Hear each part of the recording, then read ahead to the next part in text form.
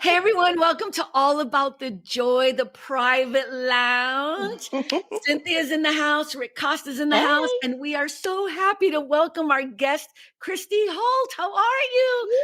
Hello, hello. We have been trying so hard to do this, and so I'm so glad. I think this is the perfect time, though. For whatever reason, I had to cancel with you once, and then you had a conflict, and it's all good. We're here now. I am just glad to have you on the show. I'm going to start with the first question because this happiness hussy thingamajiggy had me floored when your people reached out to me. So I want to know where that comes from because it's hilarious and cool and memorable. And I want to know how you got into this. Yeah, I love it too. Actually kind of stumbled into it by accident. I was relaying a story to my cousin and she we're talking about someone who didn't really see me as all that positive. They kind of were, it was really a reflection of them. But my cousin kind of said to me in response to this, like, oh, you happiness hussy, you, like, how dare you be so positive? And I was like, oh my gosh, I'm stealing that because cool. Yeah, what better to represent the mission that I'm on to spread happiness throughout the world and to do that with just a little side of sass. So yeah. I love that. It's because That's we're so all about the cool. joy. So it is kind of cool. I like that Yeah. with the side of sass. Turning a negative into a positive. I like that. Yeah. And that's a cool tagline. Do you have that on your website? I didn't see that with a little side of sass. I don't know if I do, but I have a bunch of I call them sweary AF meditations that I've created. And I think I probably use that within my copy of those pages of the different sweary meditations because they're like, Zen with a side of sass, basically. Right. Yeah. That's so cool. And you can swear on the show because we all know. I mean, I don't swear. I never swear. She lies. I'm the one, closer to the Lord and everything. Sorry. So how did you get into this field? How did you become an expert in the work that you do? Because I find that story far, far more interesting than I thought I would. Yeah. I think like everyone else in the world, we just are on a journey, right? We're on a journey. We're going through stuff. We're having all of these experiences, and every single one of those experiences leads us to where we are today. And so just like everybody else, I've been through some shit over the years. Wow. And, I've been married and divorced twice. I finally figured out the relationship thing, which is a big piece of it. Wow. I have struggled with anxiety and overthinking and overwhelm and perfectionism and people pleasing, just like everybody else, right? Which I think we all do. Yeah. I mean, the conditioning is so heavy for especially women. And sorry, Rick, this is, might resonate a little bit, but I'm going to talk to the women just for a minute here with the sort of good girl conditioning that we're meant to be nurturing at all costs. Men on the flip side have to be, a good boy, but that looks different. That is more like being successful and winning at all costs, right? And being tough and strong. Whereas women are almost conditioned to be the martyr in a lot of situations, right? We're kind of told that we should be nurturing and giving, even if we don't have much left to give. And so that conditioning underlies a lot of the challenges that we often have as adults. And so I was dealing with a lot of that. And especially in my second marriage, I learned so much. First of all, that's where I became a parent, which I'll tell you what, I don't know if any of y'all have kids. I'm sure some listeners out there do. I don't. Yeah, I do. They are both the greatest challenge and the greatest gift because we learn so much. Like, I don't think that I have learned as much from anything else as I have from parenting because it's a mirror reflection of yourself, which is that a good thing? Is that a good thing? I don't know, right? It's a good thing when it comes to, promoting your growth, but it might not be comfortable a lot of the time. And that's where that challenge piece comes from. But back to really, the question of what you were asking in the first place is I kind of came to this like, holy shit moment where I had this realization. I'm the common denominator in all of these problems, right? And all of the things that I was perceiving, my relationship with my kids, with my, everything that was going on around me, basically, realized, oh my gosh, it's me. And that was for a moment a little bit like, kneecapping me. Like, oh my God, it's me. Ah. No, well, I think so many times we blame everybody else. So we blame the circumstances or whatever. I do, So it's really hard to come to that realization. But okay, go ahead. I'm sorry. No, yeah, no, Come on, like, go you're ahead. right. Tell me Yeah. more. It's so much more comfortable to point the finger and blame someone else because you know what that means? That means we don't have to change, which is very uncomfortable, right? And that's Yeah. essentially where I was before I hit that realization. I was pointing fingers at my partner and wishing he was going to change and hoping he was going to change and complaining to my friends that he wasn't doing what I thought he should be doing. But who was looking at me? Well, probably he was, but we were both looking at the wrong places, right? And so when I realized, like, holy shit, like I'm actually the one who is in all of these things. I mean, first of all, I recognize that this could go a couple of different ways. Number one, you could go in the guilt and shame spiral on that one. And thankfully I didn't, because that's not helpful or productive. Instead, I took that sort of epiphany, like come to Jesus, holy shit moment, if you will. And I thought, I'm the one who can change this. Right. And that's where everything really started to shift, was when I started taking what I now refer to as radical responsibility for how I was showing up, for how I was responding, for how I was creating the experiences that I was having, because everything goes through our own filter, our own perception. And if we start to recognize that, well, then we start taking back our power. And you never gave your power away. You can't. But you start to recognize, well, hold on a minute. I'm actually, this is me. I'm creating this and I can shift it, which is much better than being stuck in that like blame situation. Is that where you made a decision to deal with, or to the whole self-love thing? Yeah. Right. You started practicing and you created something. I mean, I don't want to jump ahead. But I was fascinated by how you came up with a create method or something. Yeah. Okay, so you're going to get to that. All right. Yeah, sure. Yeah. She's going to be on the show talking herself. We're just going to no, ask away. Ask away. This makes me think of people that they keep going from job to job to job, and then they're like, yeah, they were terrible there, and they were terrible there, and they were terrible there. Be like, sweetie, it's you. Right. Everybody's firing. It's you. I'm sorry. In relationships, people often say like, it's not you, it's me. Like legit though, it is, like when you say it is you, because you are the one who is creating those circumstances. And that can be a really big wake up call to start to realize like it's me, which means both you have to take accountability and responsibility for your behaviors, past and present, but also it empowers you to move forward in a way that you can choose, right? And really step into the life that you want, instead of sort of living in this like autopilot reactionary living based on your past experiences and memories. You can start to be in the present moment and choose a different path forward. So yes, go ahead. Sorry.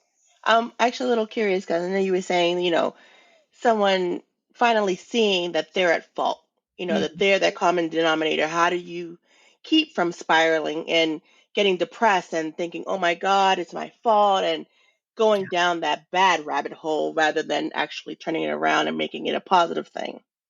Yeah, I mean, great question, because a lot of people really do take that.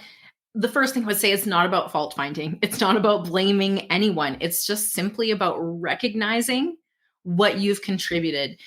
And in my personal story, I had a few moments, and I'll share one of them that I share actually quite often, which is, I'm going to use a metaphor. When you're driving home, you're driving in the car, but you're like off in dreamland. You're thinking about, I don't know, what you're making for dinner and the show you're going to watch later, whatever you're driving. You get home, you don't remember stopping at a single light. Think, how the hell did I get here? I don't remember driving, really, right? You were on auto. Happens to me all the time. Right?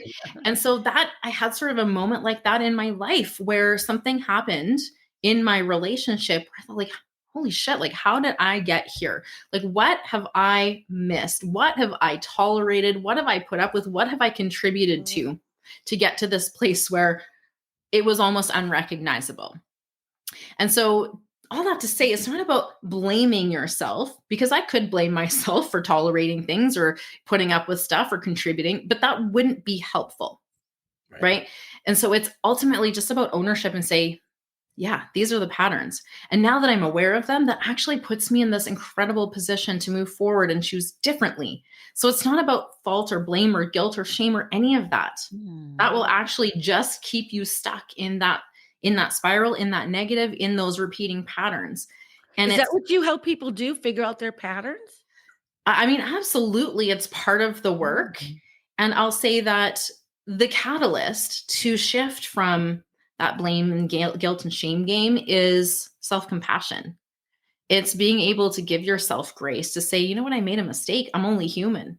I didn't know then what I know right now, right? Which is where we get the guilt and shame from. We think I should have known better. Like, I failed because I didn't know. Because I think I disagree. No, I'm just kidding. Yeah. But I do want to say, look, I should have started at the beginning. Coach Christy Holt.com, and that's Coach COACH, and Christy is CHRISTYHOLT.com. That's where you can find her book, Love Unstuck. Is that correct? Yep. You can find out so much information, CoachChristyHolt.com. Very important for everyone to know that. I have another question, but I almost don't want to stop you, but I did. So when you're helping people, is it only specifically for couples that you work with, or do you work with individuals? What is the prime persons that you want to work with on a regular basis? Great question. I'm open to working with either. And because you mentioned it earlier, I do want to highlight, for me, I say this very quite often, and I have a podcast episode myself all on this topic. What you don't have is a relationship problem. What you do have is an identity problem. And most of our external problems, the things that we perceive as being an issue with something outside of ourselves, it all comes back to that filter, that perception, that reaction. I'm sorry. I think you need to say that again a little louder for the people in the back. That was a great quote. Okay. Yeah. Right, Cynthia, you know I had a moment. Let's say that one more time. You don't have a relationship problem. You have an identity problem. Right. And so ultimately, while I'm more than happy to work with couples and give them the tools and strategies that they need to, create a relationship together that is not just surviving, but truly thriving, most of this work is almost on the individual level. At least that is the foundation. And building a relationship that is one of self-love and self-acceptance and self-compassion, because after all, we are, we're just all humans doing this thing and living one step at a time.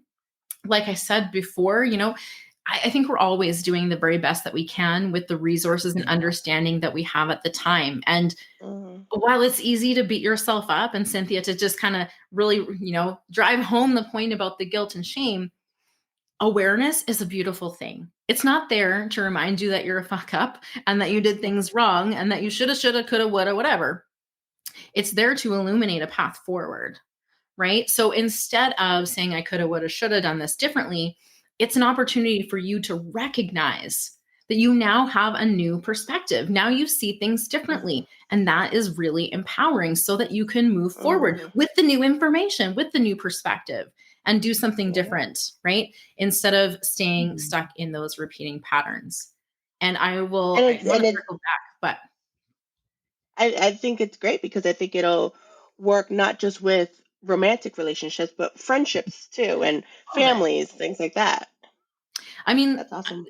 I don't want to sound like I can fix all of your problems, because I know my scope and I know you're in trouble now, because that's what I was like. But I will say that I do firmly believe that a lot of the problems that we perceive in our experience can be rectified by really building that solid relationship with yourself. This does mean unlearning conditioning that's not helping you. It means unlearning all of the things that other people told you that you could, should, would be, that you didn't want to be. It means looking at those beliefs that you're carrying from wherever you might have picked them up. It means processing through unprocessed trauma. It means learning to hold space for your emotions so that they don't get trapped in your physical body. It means learning different skills and resourcing yourself so that you can respond, right? So you can regulate your nervous system and respond versus reacting, right? And this puts you in a really powerful position to deal with any kind of problems. And I do focus on relationships, but that's not to say that these tools are not going to help you in absolutely every potential relationship you have, including, for example, the relationship you have with your body or the relationship that you have with money, right? Everything is relationship. Mm-hmm. And I wanted to also just touch on, you mentioned the CREATE method. So I just wanted to kind of give absolutely. Touch on that, because that is my signature system. Mm-hmm. And it's not a linear system. It's not like step 1, step 2, step 3. It's an acronym, but all the pieces flow together because life is not linear. And so this is doing things like looking at your limiting beliefs, right? It is looking at the way that you set your day up and, creating a routine for success. It means looking at how you're fueling your body, how you're hydrating, how you're moving your body to stay in shape and physically feel good. It is about thinking and dreaming bigger. It's about tapping into the authentic you and really creating a vision for the life that you want. So and then it's taking all of that, right, and bringing it from the knowledge state where stuff and you're like, that's cool. Mm-hmm. And I know what I should be doing, and actually embodying those pieces so that you are having the lived experience that is aligned with that version of yourself that you really want to be. And I just want to say one last piece on this. No, go right ahead. You don't have to become someone else. You're already that you right here, right now. Just sometimes we forget. We forget how powerful we are. We forget that we're whole. We get duped into thinking that we're broken or something missing that needs fixing and healing. Mm-hmm. But truly what we need is to come home to ourselves and remember that we are whole.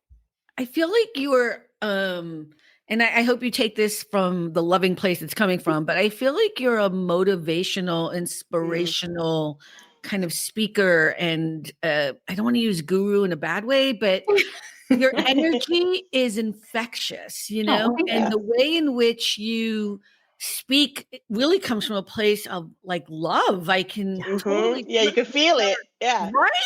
Yeah. Okay. Well, thank you. Thank you for feeling me and seeing me. No, it's so true. So I kind of love that. I have to say, this isn't what I expected. Am I wrong? Just in a good way, hopefully. No, in a good way. I wasn't. Look, it's so hard because when you don't know people, I'm lucky because sometimes we have guests on that I do know. But so far, the 3 people we've had on that I don't know, I'm like, oh my God, this is the best. It's true though. This is so.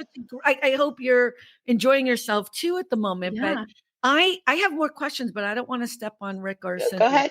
Okay, go ahead. I was going to say, one thing you said to me that's just super fascinating is holding emotions in your body. And I believe people do that. And not only do they do that, it causes them to get sick. And they're like, why am I sick all the time? Absolutely. Because you're holding all this. You got to let it go. I mean, I know, cliche, but. I mean, it's easier said than done, right? When we haven't been given the tools, we maybe haven't been modeled healthy emotional expression. This is not, it's something that's very healthy to do. And many people just don't know about it. And I want to just go back for 1 second, Carmen, because I am nobody's guru. And I love that you said that because I totally know what you meant. But I often do say I'm nobody's guru because I don't proclaim to have all the answers. You do. I'm just a human on a journey like everybody else. Right. And I'm really good at helping you find your answers. That's where the magic lies. It's not in someone else. Again, this is kind of this idea of I'm broken and I need fixing and I need someone else to tell me what to do. No, you don't.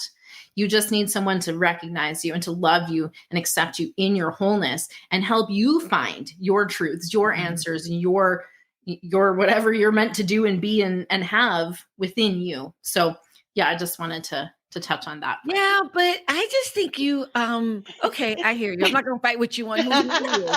But I don't feel like you're offering cookie cutter solutions because, again, everybody's different. Everybody's situation's different, personality's different, response is different. So, yeah, there is no one fits all, you know? No. Yeah, but if she has taken the time, I'm gonna talk like you're not here. If she has taken the time and she has used her experience and she has studied this, like I think there's something to be. This is your expertise, and I'm not going to allow you to kind of dismiss it. Like we have you on the show because I know you can help people. I feel helped already. So I hear you, but I'm just going to push back just a tiny bit. But okay, I know "guru" is a horrible word. I meant it more like sarcastically, but I know. I think it's kind of, look, I'm gonna be straight up because now I feel really comfortable. I hate the word life coach. I cannot stand people who claim to be life coaches because I'm like, you need to have had a life. You know what I mean? Before you can call yourself a life coach. And people who are actually life coaches are people like, Gandhi, but they would never call themselves, he would never have said that. You know what I mean? Oprah would never walk around saying that she's a life coach or, right? People who've had a life and have done something extraordinary, whatever. So I get annoyed. And so I'm always a little bit hesitant. Yeah. But here you are. I don't call myself a life I know coach, you by the don't. way. I know, but this is what I'm trying to say. The irony of ironies is you have focused, because I think this is important too as women, right? You have focused on something, you've become an expert in something, and you have a viable thing a service that you're providing that we need, especially in this country right now. We really need it. And I think that is important. And I won't push it down. You know what I mean? Like, I'm just glad to meet you. Thank you. I'm having a good time having chat with you guys too. So yeah, no, let me ask you this question about people pleasing, because some people when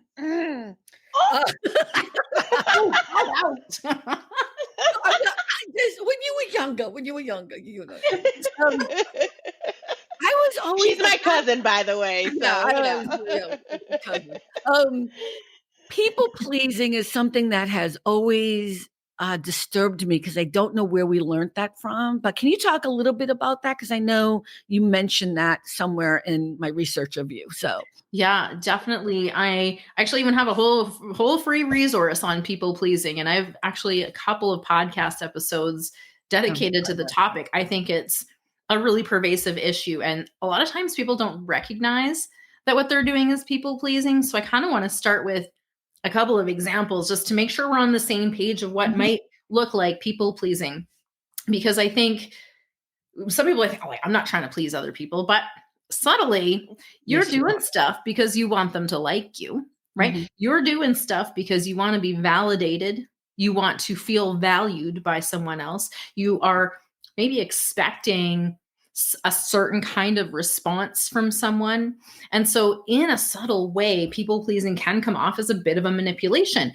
Now, before people freak out, because I said this before and people kind of freaked out about it, I don't mean like bad manipulation, like ill-willed necessarily. I just mean you're behaving in a certain way to create a specified outcome that you'd like to see happen, right? That is manipulation in the same way that me moving this cup over here is a manipulation, right? Trying to create an outcome.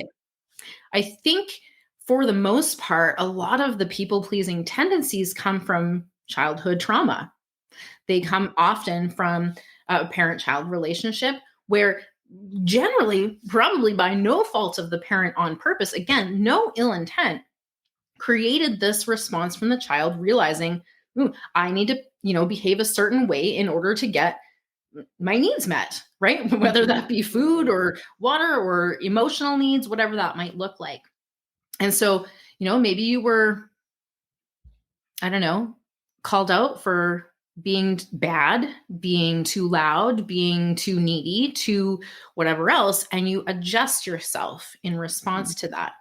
Often this comes from childhood because, it could happen later as well, but because we don't really have the skills to move through those emotional responses to process them, and they end up stuck in our bodies, right? Like Rick and I were saying, they get stuck in your body, and you can have all kinds of things from disease to, major illness, major chronic pain. You can have a lot of different outcomes, and sometimes it manifests smaller. And Gabor Mate has done some research showing some links between people pleasing and cancer. So you can go look that up. If you are a people pleaser, you might want to know that repressed anger and people pleasing can be a significant contributor to some of these serious illnesses. Can I ask you a question though? Why is people pleasing bad?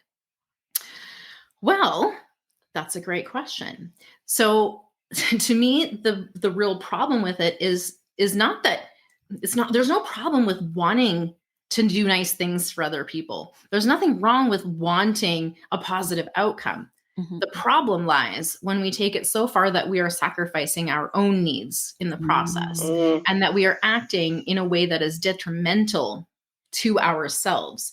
So I like to differentiate being nice, quote unquote nice, which actually means to be pleasing and agreeable, versus being kind, which is sort of stemming from love and can be both kind for others and yourself, right? And because of this sort of manipulative energy, it's almost like people pleasing requires us to contort ourselves into something that we're not in order to get that outcome, right? And when we're contorting ourselves and being someone that we're not, we create a dissonance within ourselves. We're not being authentic to ourselves. And we actually create distance from ourselves and the things that we really want by creating this energetic gap, right? My God, this is so deep. Yeah. We're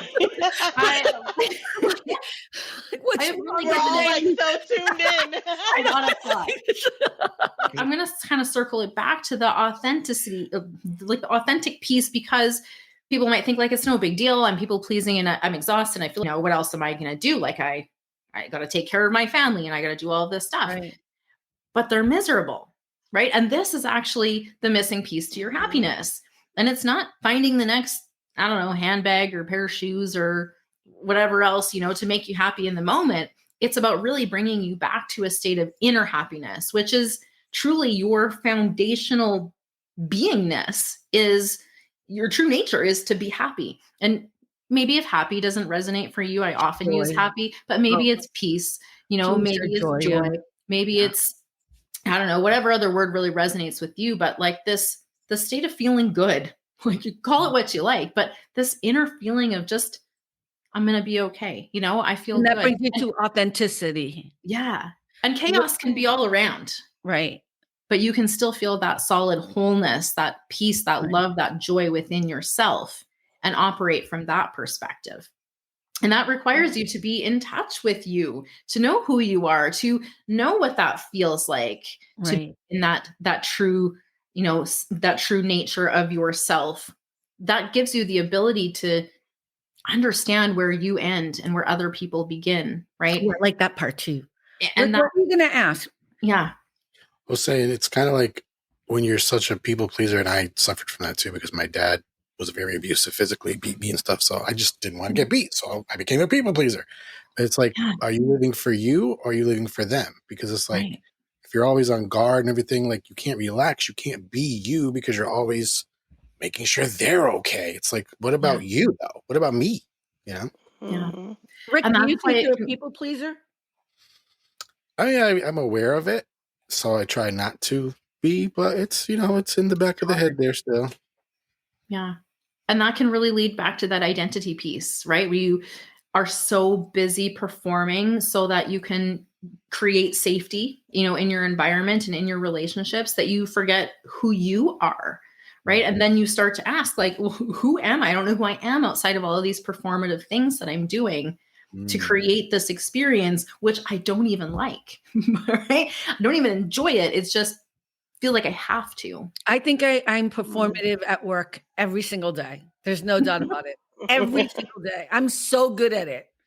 And I'm very manipulative. I tell people all the time in my office, I'm like, listen, stop going to him this way. You need to manipulate the situation. Like I say it straight up, because if not, we're just going to end up fighting with this man, right? One of my clients, whatever. God, I hope he never listens to this. But I mean, I think there's also that part of it too. Like everything you said, there's so much layers there. Mm-hmm. But it's all true. Yeah, absolutely. I have a question. So going back to the emotions, um, you said you work with couples and individuals. Do you ever see a better response from men or from women? Or is it just kind of different because, it resonates with everyone differently? I think it's completely individual. And honestly, I think the key thing when looking at like how someone's going to respond is just their readiness and their willingness, because the truth is you will not change anyone else. Like you can hope and wish and dream for it all damn day long. The only Yeah. person that you can change is yourself. And so this is probably very annoyingly an underlying theme of my work, is that you can't change anyone else. So I will talk to you about those, circumstances that you may be experiencing, conflict with your partner or feeling a certain feeling towards your partner. And I'm just like, it's you. It's you at the heart of it. It's you. And so, that's so annoying to hear me like, oh my gosh, like my partner is narcissistic and it's so toxic. No, listen, that may be, but we're going to talk about you right now, because talking about them is not going to change your circumstance. And trust me, girl, I know from firsthand experience. I did this for years. I can't wait been to there, done spend that, got the t-shirt. So yeah. I'll tell you that I want you to see something different in your outcome. It's going to be you who's going to have to decide to do something different. Okay, there are two people who want to see that. I cannot wait to send them the link. Cannot wait. I love that because it's true. And I say a similar thing when it comes to work. I'm like, we can't change this producer. We cannot, we have people that we work with that are they've been there for 30 years. They're idiots. You know what I mean? Like they're going to, there's nothing I can do to change them. And I'm like, They're set in their ways. Well, but I'm not going to fix somebody who is like in their 60s. Like, and it's not my job. Like, you it's can't. not my job. Yeah.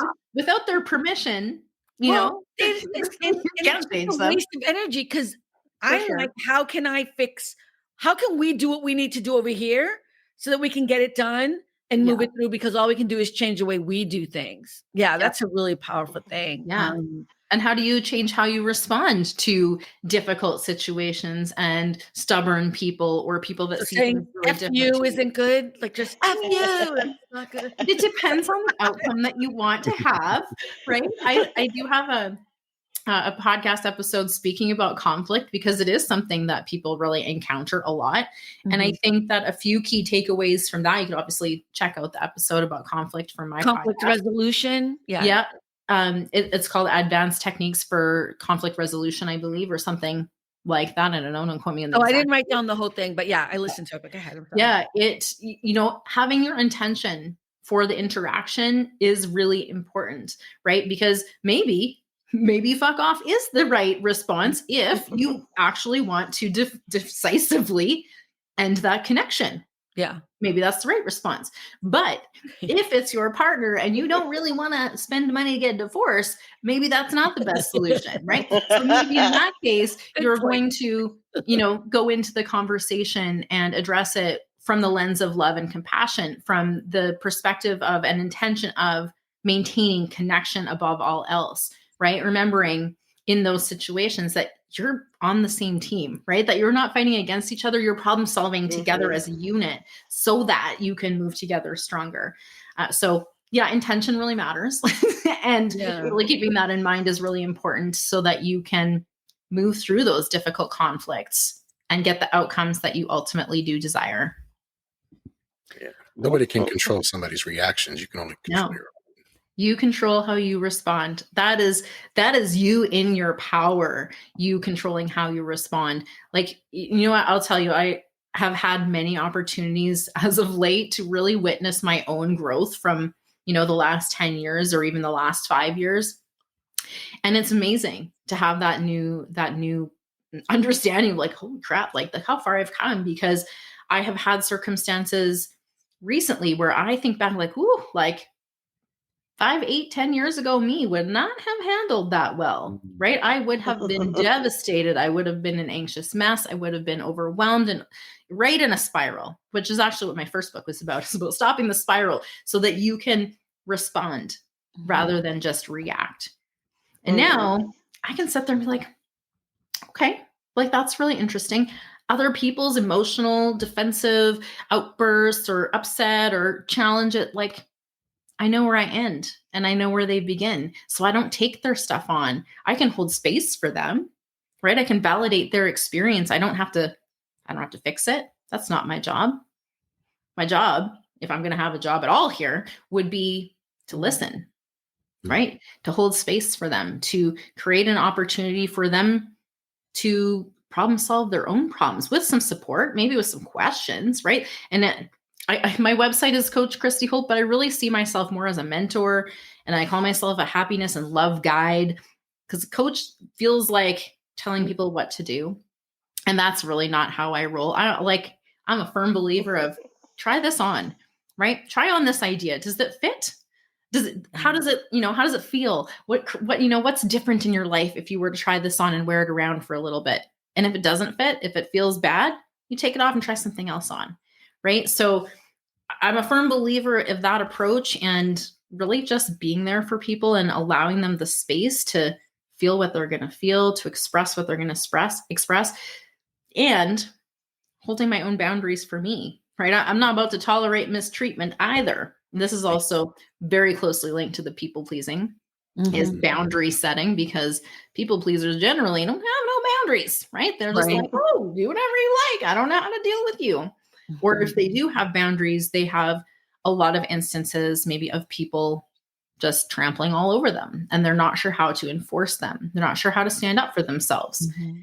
Yeah, I mean, boundaries are really this important, pivotal piece that interlock with the people pleasing, because often people who are people pleasing do not have a strong understanding of what their boundaries are. They do not know where they end and where other people begin. They can end up taking on emotions and problems of other people's, like it's their own, carrying this heavy weight. And instead, if they can learn to set healthy boundaries, it is actually a beautiful gift, not just for other people. It's not just about eliminating the problems and walling people out and protecting yourself. Boundaries are an invitation inward. They are a guidebook for those around you, to show them, to give them directions on how you will most feel loved, respected, and honored. And those who really, truly want to be in a deep relationship with you are going to truly value knowing what it is that really feels good for you and what doesn't, right? So that they can act accordingly. But people don't, it's so funny because I say this differently than you do, but people like want structure. People don't like when you show them your boundaries. Some people will accept it, the people that want to be in your life, but I know for a fact people that I gave boundaries to and said, I will not tolerate this, are mad and angry and move away. And I'm like, to me, that's a blessing. It's a blessing. It's a blessing. Hello, easy button, right? And this is the thing I think people most worry about setting boundaries, because they don't want to lose people and they don't want to hurt people or offend people. But the thing is, most of the time, those are the very people we really need the freaking boundaries for, right? Because they're the ones that trample all over our boundaries and mistreat us. And we feel helpless to respond to that. The truth is, if we just set clear boundaries, and I also, just for anybody listening that's like not totally clear on what a boundary is and isn't, I want to give an example. Okay. You can't do that is not a boundary. That is a preference. And that is a request, maybe at best. Probably not going to go over very well, because actually you can't do that really brings up like this counter will in people. They're like, the fuck, I'm not. So then they like even more want to do it. So you can't do that, or anything like that is not a boundary. Now, an example of a boundary would be, if you raise your voice when we're having a conversation, I will remove myself until we can speak calmly. This is about you and your response. So I think a lot of people are like, I set boundaries and people just don't listen. Are you setting a true boundary, or are you just telling people your preferences and then getting mad because they don't see the preferences the same? Because you're not going to control that person. You can let them know your preference, and that's fine too. But we have an expectations that everybody else is going to be like, oh, I see things exactly the same, and I'm going to do exactly what you want. That would be crazy, because we wouldn't want, to be in that flip side where someone tells us how to behave all the time. Right. So I want to go back to this part that you said where Oh man, I just had a moment. Oh, you were just saying something and it just flashed in my head. We're gonna have to edit this out too. No, I'm just kidding. No, We're real no, humans here. no. When you talked about the reason why people don't like to set up boundaries is because they're afraid of losing people. I think that's a powerful thing because I remember having a conversation. Rick, you and I had a conversation about this kind of same thing with individuals in our lives that we needed to cut out. And it was a hard conversation. But I think a lot of that is, but if I don't keep them, then I'm losing friends. Yeah. I'm losing people in my life to interact with. Yeah. It's we another really great worry example about that. too is I know distinctly because it hit me hard. You were talking about Christy, Thanksgiving and setting boundaries at that time, and that's family, you know, and it's not like associations or like it's like you kind of almost sort of can't avoid them. And it's like, how do you balance? I don't want to tick them off, blah, blah, but you talked about Thanksgiving as an example, but talking about boundaries, and that really hit home for me. If you remember, I don't know, talking about that, but that thing for me hit home. Yeah, I mean, it is hard because often we don't want to set boundaries because we don't want to damage the relationship. But I think that means we're coming at boundaries from a warped sense, because boundaries aren't meant to be, you can't do this to me and you're going to ruin our relationship by doing this. It's simply stating, if you do this thing, I'm going to respond in this way just so that it can honor my needs. It doesn't make you an asshole. I mean, sometimes I guess maybe it does. It does, right? Well, because they don't want to accept okay, but you know, some people are going to be how they're going to be.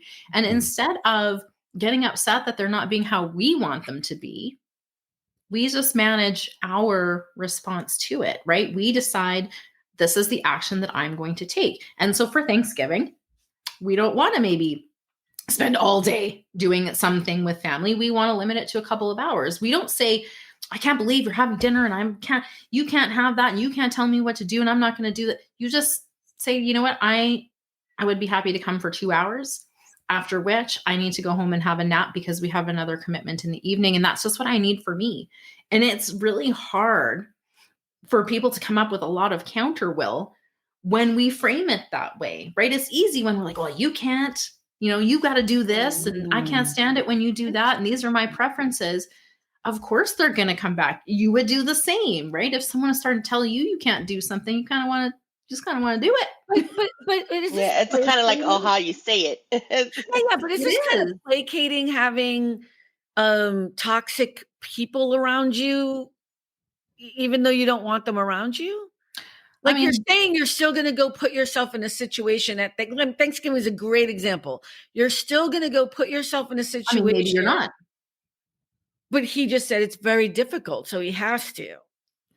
I mean, that's like a very personal decision. Choice. But I would say if you had a real toxic family, I think it would be fully within your right to say, it's in my best interest to honor myself and not be in the presence of these people. Because that's what I've been doing for years. Thank you. I just wanted to be validated. I want to make sure this was on my side. Yeah. You got to listen to your heart, right? You're the only one who knows what's really best for you at the core of it. And yeah, we can lose track of our identity and we can lose track of what's really good for us because trauma is less about the severity of the trauma itself. It's more in the processing and how we moved through it afterwards and the completing the cycle of trauma so that we can move forward and not carry that trauma into, you know, our future experiences and interactions. But you have to stand up for yourself because like, I think that people get really sucked into this idea of like, well, if, you know, unconditional love, I fully believe unconditional love completely exists. And I have a lot of people that would argue with me that you can't do that because what if people mistreat you? Well, I would argue that is not unconditional love any longer. Exactly. Right. You answered the question. Right. Unconditional love does not exist apart from boundaries. They come part and parcel together because unconditional love goes both ways, right? It's respect. And I think that the people that came at me when I said something along that effect, like, you know, unconditional love is real. The people that kind of came at me were like, well, like, what if he's being toxic? Well, then I would say you're not unconditionally loving yourself for remaining in that circumstance. That relationship. Yeah. Right. this has got to go both ways. We both need to set healthy boundaries with one another. We both need to openly communicate those things, and we both need to come at it, yes, with standards. And yeah, we're probably going to have some expectations, but if we can find someone who we can love and accept as they are, as a human being, and really approach, being together as a partnership where we're learning and we're growing together, and generally approach one another with loving kindness and minus the assumptions and judgments, and just do life together, we can really do this in a very peaceful way. And we can. Yeah, but I think it sounds good, but I don't think it sounds great. But the truth is it's not that easy. Like, even if, because people get into those moments where they cross those boundaries, or they don't accept that person's boundaries, or, but that's where you step in and maybe try to help people, right? Like, where do you step in to help couples or people dealing with their family members or whatever? How do you step into it, I guess, is the question. I'll say this really ties back to what we talked about earlier. I will step in when you are ready to make a change and you're not quite sure how to go about it. Maybe you recognize, like, I'm not here to help people that are like really stuck in the shit, and I have a huge amount of compassion for them. But what I have observed from my own experience firsthand is that when you're buried in the muck, you are not looking to change. Right? You were kind of buried in the muck. And so I want someone who's at least reaching out the muck, ready to say, I'm going to take responsibility for myself. I'm going to do the things that I can to change. Maybe they've had sort of a bit of a realization that this attempts to change everyone else in the circumstances is growing tired, right? It's proving futile. They're kind of fucking over it. Yeah. And they actually want real change, and they're willing to do that. Not that easy part. And I'll say it doesn't have to be that damn hard. It feels like, and when you're in the muck, it feels like it's impossible. Because you can't see. You just can't see possibility. And so, just need someone to help have some eyes for you, to have some belief, to hold some space for you and some hope for you. Can we talk about unconditional love again? Because I'm one of those people that I think everyone believes that they practice unconditional love, but we do not. It's very rare. It's very rare, unconditional love. Yeah. And I mean, that's my perspective, because I don't think we actually practice it ourselves. And I think it goes back to what you're saying. You can tell me if I'm wrong. It's because we don't know ourselves well enough, and we don't have any boundaries, or we don't set those up. I mean, tell me what you think. Because that's why when you said unconditional love, I was like, because people always say that, but it's not true. Yeah. And like I said, it's not, unconditional love is not without any sort of boundaries, or, you still want to match the people that are closest in your life. You still want them to be a good match, right? A good alignment for you. But I think unconditional love can be extended to other people. And it's not like you're saying, hey, everything they do is perfect and great, and I agree with it. That's not unconditional love either. It's just simply saying they're having their experience, right? It's born of every moment of life that they've lived up until now, and you will have never any idea of what that all entails. And so just being able to say, like, I really can't know what has led to this person being in this place right here and right now, and just having compassion. Like, even the wildest people, I can still look at and be like, oof, like, what have they been through that have led them I can give an example of the perfect kind of unconditional love. I can. So I know of a father whose daughter was a drug addict, and he had to make the decision for the family to let her go. And it took to let her go because she'd been in rehab. He's helped her so much or whatever. And people were so upset with him. Other people in the family were so upset with him. And I remember thinking, like, see, that's unconditional love, because he knows there's nothing else he can do. He has to let her do what she has to do and just let her know, I'm here when you're ready. Yeah. And it's the weird thing, because we think it's the opposite. Like, he's supposed to be and I remember thinking to myself, like, I don't even got no children. And I was like in pain watching this happen, but it was the right thing to do, because thank God, or whatever you believe in, universe, she you know, she's fine. And I think she's 20 years sober. Incredible. You know, and drug-free, I should say, not sober. I guess sober is for both, but you know what I mean, drug-free. 20 years something. Sometimes what we really need is someone to frickin' trust us to do what's right for us, right? And guilty confession here. I love me some reality TV like Love is Blind and we're currently watching Temptation Island. Okay, I love this shit because I love watching humans human. It's fascinating. Okay, but before I dive into that, I digress because I just wanted to also say that unconditional love is not something that you just create for people out there. It starts within. And if you do not feel unconditional love and acceptance for yourself, you're going to have a hard fucking time experiencing it when it comes to other people. Because everything we think about other people is really a mirror reflection of what's inside of us. Everything we witness in them is a mirror reflecting it back to us so that we can see and learn about ourselves. And so we'll leave that there. Unconditional love starts within. So if you can learn to unconditionally love and accept yourself, you will start to see unconditional love and acceptance play out in the world around you. The reality TV, I just find people so fascinating. I love watching them just kind of do their thing. And I don't actually know why I was going down this road, but where was I going to go with that? Love is Blind is one of them you were saying. Yeah, you said you like watching people be human. You like I just think it's humans. Because I was talking about the father. Yes. Yeah. Okay. It was the trust piece that I wanted to say. What I observed on Love is Blind is that the parents that felt really controlling over their child potentially getting married on this quick timeline and they're, about it, there were problems in most of those relationships. And of course, there's a problem coming when the people who claim to love you the most don't trust you to know what's right for you. And I get it. It's a crazy scenario to talk about getting married in like 6 weeks or however, whatever. It's a very interesting scenario. But what really struck me as a parent is that if I was in this situation, my kid was on this show and I was the parent in here, the thing that I want them to know the most is that I unconditionally love and accept them and trust them to know what's right for them, period. Not to proclaim that I know, because I'm older. I know what's right for them in their heart.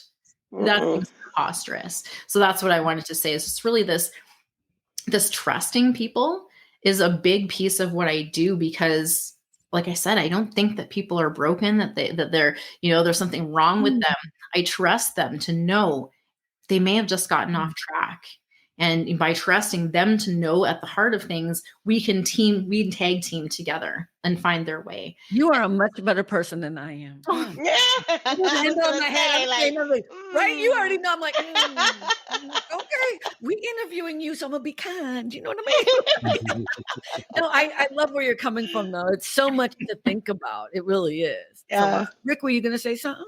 I'll never forget my father, again, the abusive one, said, let's say in the future we were mad at each other and we didn't talk for 20 years. And then I saw you on the street. Somebody had just beat the crap out of you. You don't think I'm going to go there, pick you up and help you and bring you to the hospital if I need to? Why? Because you're my son. Like, that's unconditional love. I think the parent-child is the best example. It's just like, you came from me. How could I deny you and all that? But yeah, I believe in unconditional love.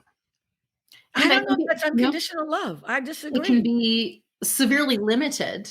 Yeah, I don't know the amount of love we have for ourselves, right? And I think that my argument to people who say that I don't believe in or I haven't felt it or I haven't been in that experience on the receiving end, my invitation is to go deeper into the love that you have with yourself.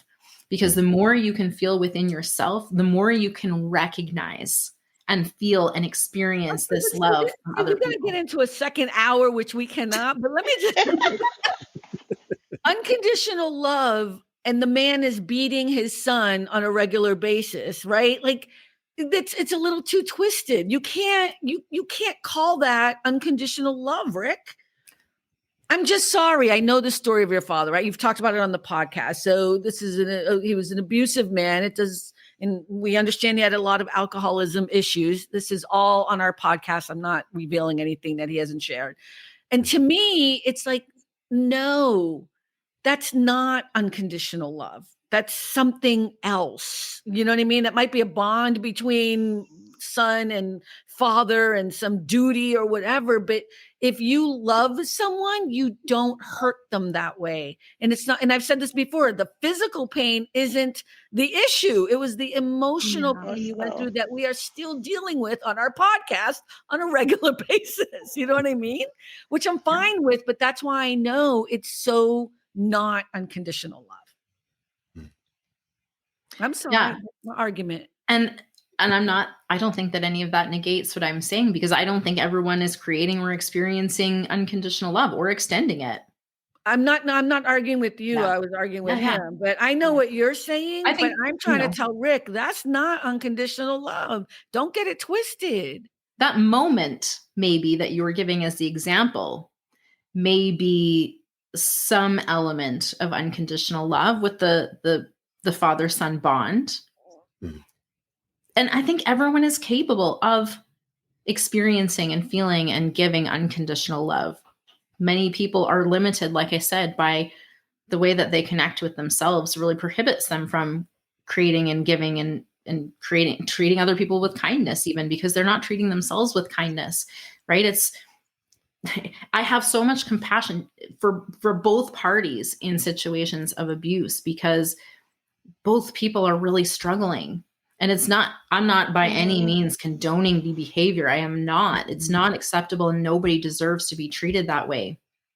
But in order to be the abuser, you have gone through some shit and you haven't healed it. And I have a great deal of ever led to that moment. And for the person on the receiving end, of course, I have a huge amount of compassion. And I wouldn't say like, oh, just blanket that falls under any sort of like unconditional love. I think everyone's capable, but not everyone is actually living it. And that's hard. It's definitely hard to watch in those situations. And because I love you, Rick, and again, I'm not saying I'm right, but I won't keep quiet when I hear you lying about something. No, you're not lying. That's the wrong word. But when I hear you, I was really angry when you told me this whole story, when you talked about this. Cynthia, you were on the show too, and we had this whole conversation about this. And I was pissed because I didn't know to the extent the abuse. You had, little by little or whatever. But I would not be your friend if I didn't tell you the truth. And I'm not going to let you give him another pass. I'm not. Because I think unconditional love, this is where you and I may disagree, and you're the expert on this, so and you're the person we're interviewing, so I don't even have all the answers. So this is a good conversation. The thing about unconditional love is that everybody wants it. Very little people practice it. It's really hard. Unconditional love is so hard. It is being able to let go of your child who is falling through the cracks and trusting, like what you said, that they're going to get through it. Like I've never been a parent. And even when I said it right now, I get like tingly, like, oh my God, like I can't imagine being able to do that. That to me is rare. It's not as often, but I do agree with you that if we practice it more, if we recognize it in ourselves, we can probably see it more in other people. That I agree with. And I'm going to work on that. And I think that ego is a big piece that keeps us from having that experience, because we want to be right. We want to, express ourselves in this way of being right and holding up all these things, but that's a protective measure as well. And so if we can start to dissolve the ego, this idea that we're separate and apart from all of the things that were broken, that we have to survive by all of these means, we can really just like sit in this state of being, this stillness of being here right now and observing what's going on around the world and not having to react to it, not having to control it.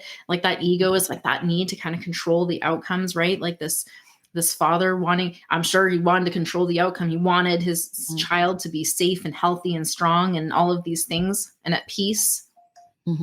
But sometimes we have to let go of control and trust that things are going to work out. And that's like an ego battle, right? Because our ego says, well, we need to be in control so that we can feel safe. That's me all the time. My ego is right here, in case y'all can. My ego is right here. Yeah. It's a trap, though. It's a Hey, trap. I admit my I don't even think it's a weakness. I think it's something to be working on. But I think there's also the other side of it where you lack some ego. Like you got to have a healthy balance of everything. I don't think ego is bad. Listen, when I'm saying ego, I don't mean like egotistical, conceited at all.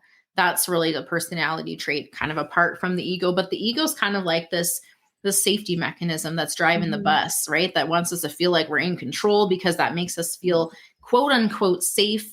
Ultimately, it wants to keep us in what is certain and what is familiar more than it wants us to actually feel good or have positive experiences. So it'll keep us in that safety zone.